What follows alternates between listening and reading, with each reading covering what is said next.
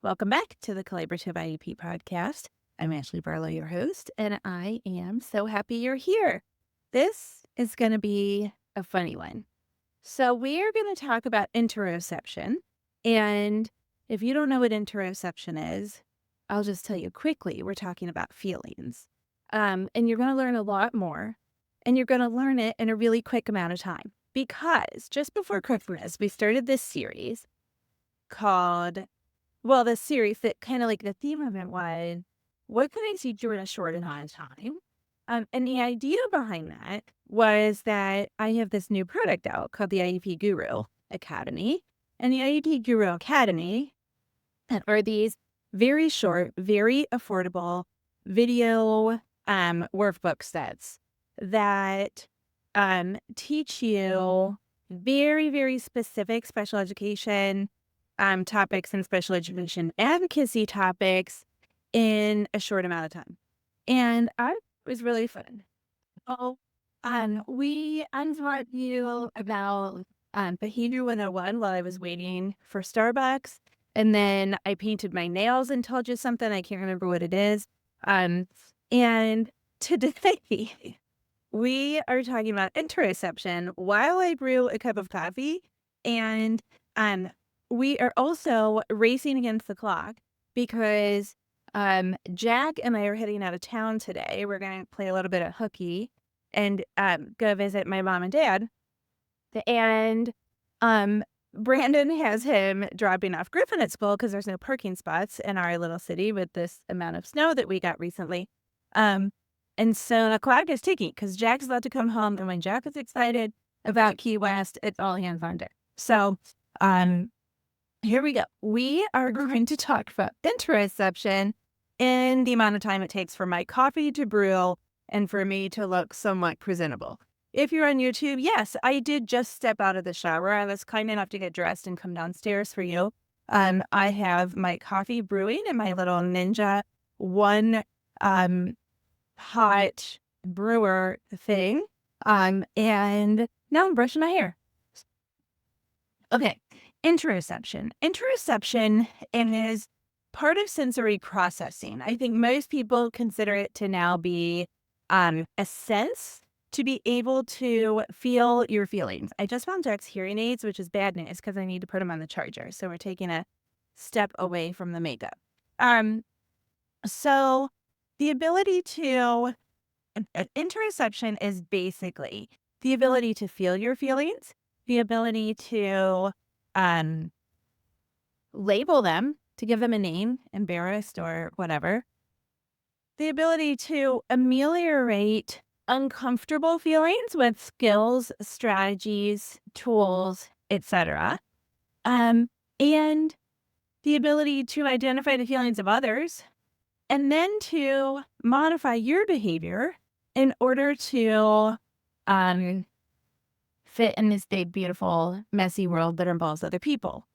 And that is a kind of like step-by-step skill base that is difficult for a lot of people to navigate. And that's understandable and that is okay. And just like if you have, an expressive language disorder, you have a right to skills, strategies, tools, instruction, etc., that can help you navigate the wild world of interoception at school. And so basically, what we need to do is we need to see where a child is with feeling. So if I've got a kid that's really struggling with feelings or with anxiety or something like that, then I'm going to probably say how are they at their feelings? Like, are they able to describe, oh, I was embarrassed when this happened at school, or I'm really excited, but the excitement is complicated because blah, blah, blah. And a lot of times parents my coffee's finished, but I haven't doctored it up, so we got time. We're gonna finish up my makeup. And you guys, I've done makeup during stories before, and if you're watching on YouTube, you're like, girl, you need help. Yes, I need help. Like literally when I go buy makeup, they put it on the paper for me, and I still don't know what to do with it. So that's just like it. So, um, if students are struggling, then I normally say, well, what about labeling? Are they able to label? And like with my Jack, when we first started thinking about interoception, everything was happy or sad. And, something that um had just been kind of like preached to him for a while. Jack, as a toddler until puberty, was like a hilarious tornado. We called him Hurricane Jack. I mean, he just went like he climbed on the wrong side of banister. You'd find him on top of the slide, 5 stories up at the playground. He just would like dart away from you in parking lots. He was hilariously energetic and impulsive. Um, he would, pull somebody's hair. But then, like, he would say something funny. So one time he, like, literally hit a kid right in the face at baseball. And I was like, Jack, why did you do that? And he goes, because he not my friend, which is I mean, it's like the brutal, honest truth. And that makes it kind of funny. Um, so with interoception, something that was kind of preached to him was happy, happy, be happy, happy. My mom would always say it, Jack, I want for you to be happy, happy. Well, like, hey, everybody, here's a newsflash. You don't have to be happy all the time. But I do think that in this world, it is important to be pleasant most of the time, be, um, to modify your behavior in order for the people that you live with and the people that are helping you and your friends, the people that want to be with you because they think you're great. I think it's important that we are pleasant and, maybe even positive. Like everybody's got that like down and down. Um, sometimes I'll say, and I do expect that you're pleasant. You don't have to be happy. And I understand that you're having a difficult time with blah, blah, blah, that you're mad about blah, blah, blah.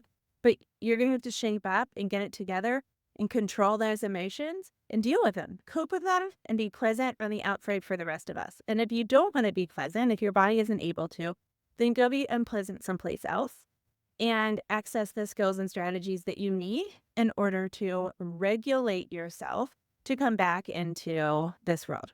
Okay, honey and almond milk going in, and the coffee is just about ready. Um, and yes, I do put honey in my coffee. I think that's unconventional. I don't know. I don't know why I do it. I don't know when I started, but I love it. And I am intermittent fasting, and I just put in more than a tablespoon, which is more than 50 calories. Yeah, for also have a little bit of excitement in life.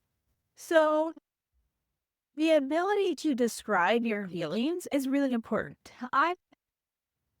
Flip books, I have books, I have all kinds of resources to describe feelings, social stories.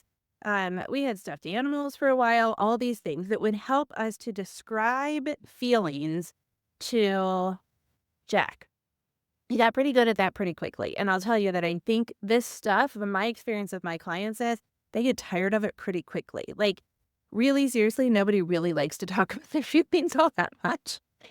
And we always tease, like, oh, he's just like so and so, because we'll be telling a story about a friend or like, one time it was Brandon's dad, and Brandon was like, Dad, how do you feel about that? And he was like, I think he basically said, I don't want to talk about it. And the next day, Jack was like, I'm happy. And Brandon's like, he's just like his grandfather. And so, I think that's normal to understand that these are normal experiences, that this doesn't only happen to kids that are neurodiverse or kids with other medical and developmental diagnoses. So we can label our feelings. Then can we do something for them? If you're neurotypical or even, no matter how your body is wired, you know how you can tell if you have the kind of 3 o'clock tired that needs coffee, that needs a walk, that needs to put your phone down, that needs to go to sleep earlier that night to make it better the next day. You know how you can tell, like, basically if you need sensory alerting activities like a walk, or if you need sensory calming activities like a 5-minute nap or putting your phone down. So a lot of people have, a wiring that doesn't allow them to be that self-aware.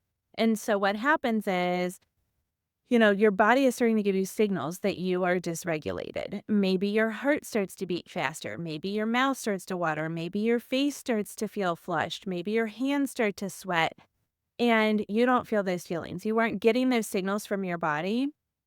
And so even if you could say, I feel anxious or I feel embarrassed or I feel mad, like 0 to 60 kinda mad, menopausal woman kinda mad, then, you don't get those feelings. You don't know that you're about to impulsively, basically, fly off the handle and exhibit some kind of behavior. It could be physical aggression, it could be yelling, it could be cussing, it could be, anything. It could look completely nonsensical. It could be, a sexualized behavior.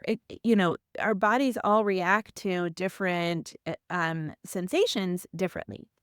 And so if you don't get those messages, then there are therapies to help you get those messages. One of the therapies that Jack started with was, this was at Cincinnati Children's and outpatient OT.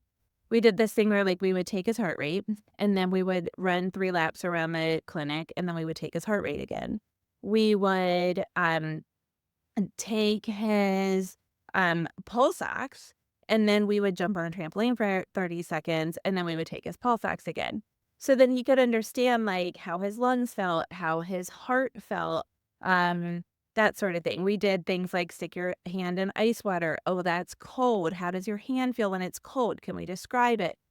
That was really, really difficult for Jack, frankly, because he doesn't have a ton of body awareness, which is very common with people with Down syndrome. And he doesn't have a whole lot of expressive language to describe that. So if you would tell him stuff, he'd be like, yeah. But I never felt like Jack was going to get to the point that he was going to know, like, my heart is racing and therefore I'm anxious. And so I was like, we've got to kind of simplify this for him because he is like this beautifully simple person that's like, I feel bad. I'm mad and it's about to happen. And so we explored that, for a solid 6 or 9 months. And I just never felt like he was going to get that. I have had tons of clients that have had lots and lots of luck with that kind of therapy. Um, I've also had lots and lots of luck with clients that have worked through that with talking, and there's curricula that can lead you to those discussions, like zones of regulation is very, very common, or, oh, I should have pulled a list, but we're doing this while I have my coffee, so this is fast. Let's see how many minutes we're in. Oh, we're 12 minutes in. That was kind of always my goal for these, but it's, I do like to talk. Okay, I'm taking a drink. Um, that first drink is always the best. Do you go to sleep, like, dreaming of coffee? I go to sleep dreaming of coffee, and also, when I watch Gilmore Girls and The Office, I really want coffee at night because they drink coffee a lot in both of those. Okay, so, um, we have to figure out how to feel those sensations, and most importantly, like, what I learned with Jack in his case, and it's gonna be different for everybody, is, like, not like, if we have to simplify it, then a few cues to tell us that, like, things are about to explode, or that things are about to go, like, down this blue hole or whatever kind of your, like, interfering, behavior or sentiment is. So for him right now, it's probably cussing, honestly. Um, so then we have to figure out skills and strategies to ameliorate those feelings so that we can feel good because nobody feels good when they've that gone that far off the handle. And by the way, I also want to talk about how bad we feel when we've gone off the handle. When my kids were like 3 and 18 months or something, at one point, like, as Jack was like, he was this really, really, really chill baby, and then he became Jack. And then Griffin is, like, very compliant, I hate that word compliant, but he is. He's very conscientious. He is, like, very wise beyond his years. Um, but he had this, like 2 times in his life, he had this, like, quick to anger thing that was really, really weird. I think he's also, like, emotional and anxious, and he just didn't know what to do with it for a while, like, frontal lobes going crazy for a second. And those two things happen with my two kids at the same time. And my kids are also pubescent at the same time, which was not really expected with the 3-year age difference. Um, anyway, I had this time period where I didn't have any coping skills, and I would turn around in the car. It only ever happened in the car, I think, and I would just lose it. I mean, I would scream bloody murder at them. I sometimes would turn the radio up really loud. I mean, I had it. And once it happened probably 4 or 5 times, I was like, "Oh my gosh, I don't like this. I need to stop. What am I gonna do to stop?" And so I worked on skills and strategies to get myself calm so that I could either, ignore it, pass it off to Brandon, whatever. So we worked through that. But on those occasions, I would be so tired in the afternoons, so depleted, because that took a lot of adrenal hormone for me to get that mad, and I would just be so worn out. And I think we need to give kids some credit for that, like, worn out thing too after they experience something. And then, of course, you're always thinking, like, "What did I do? How could I not do that? That felt so bad." Like, and I saw the other people and how uncomfortable they were and that sort of thing. And that can be really confusing to neurodiverse kids. So, um, what we want to do is we want to access skills and strategies. And sometimes, remember, those are alerting strategies, sensory alerting strategies. Sometimes those are sensory calming strategy. So do you need the lava lamp? Do you need um the soft texture that you can just stroke like a stuffed animal or satin on the edge of a blanket? Do you need to suck your thumb and listen to calm music? Or do you need the trampoline and a sensory walk and some push-ups and, some yoga, which could also be calming or alerting? A lot of these could. Um, what is kind of a commonsensical thing to alert you or to calm you? And then what is more unique to you that alerts you rather than calms you? Um, and so we need to figure those things out, and that takes a lot of exploration. And so when I talk to school teams, I'm always like, what we need to do is we need to just kind of like get out a bunch of things. We need to get out a sensory sock. If you guys would use weighted things or compression things, we need to get those things out. We need to get out fidgets and lots of different textures. And I think this program was developed in Kentucky, but I always mention Minds in Motion, which is like it has a lot of like visual perception things and then motor planning things that can be really orienting and alerting, um, which can then in turn be calming. And so we need to get out like just a wide variety of sensory tools. So we need to see what works when, and we need to experiment. Like it really is science. But also, we also need to be aware that what works on Tuesday might work on Wednesday, but is probably not going to work 2 Tuesdays from now because humans are beautifully dynamic and unique, and we get tired of stuff. So, we need to make sure that we've got enough things in there. So that's why I don't like it when my clients say, "Well, they weren't letting my child use their, like their Chewy, their oral stimulation tool." Um, and so I got the doctor to write a note to say that they were allowed to have their Chewy. And I'm like, "Okay, well, that's great. Now we have a Chewy, but the Chewy's not always going to work. And if it does, great. But if the Chewy works, probably other things are going to work. So what about sensory tools and those supplementary aids and services?" So we get the OT involved. We do that. We kind of bring everybody to Jesus on, these things are going to work. And I'm always kind of thinking about my mom, this like old school teacher. She would be like, sure, like, get your Chewy. That's kind of weird before she had Jack, right? So, like, there are people that just don't have enough familiarity, and that need these explanations about things that seem kind of rote and normal to us. Okay. Then we talk about feelings of others. So a lot of times teams get stuck because they say, "Well, he looked right at me and he cussed," or "He looked right at me and he just took that thing off the cafeteria line," or "He was laughing when I was talking to him about his behavior." That is maybe because if we've got a kid that struggles with interoception, especially at this level, it might be because They can't. They are incapable of understanding feelings of others. And then the next step, they are definitely incapable of adjusting their own physical body to, um, kind of fit into this world with other people. So I'm getting a call. Hang on. So we have to work through that, and, like, I always tell principals, and vice principals, like, you know, we this is not easy on parents, it's not easy on counselors, it's not easy on therapists, it's not easy on any of these people, but we have to take ourselves out of this equation, and it can't be about us. I was so sad when you did that, I was so worried when you did that. You gave me a headache when you did that. They, like clinically don't care. They clinically can't care. And so sometimes if I say the word clinical, then they're like, okay, I get it. Like it's an actual thing. It's a neurological sensory processing thing that happens in the body. And so they can't. Um but we can teach those skills. So we can teach those skills with social stories, with books, with video modeling. We can teach it with um role play. There are curricula that teach that, and that's when these social emotional learning curriculum come in.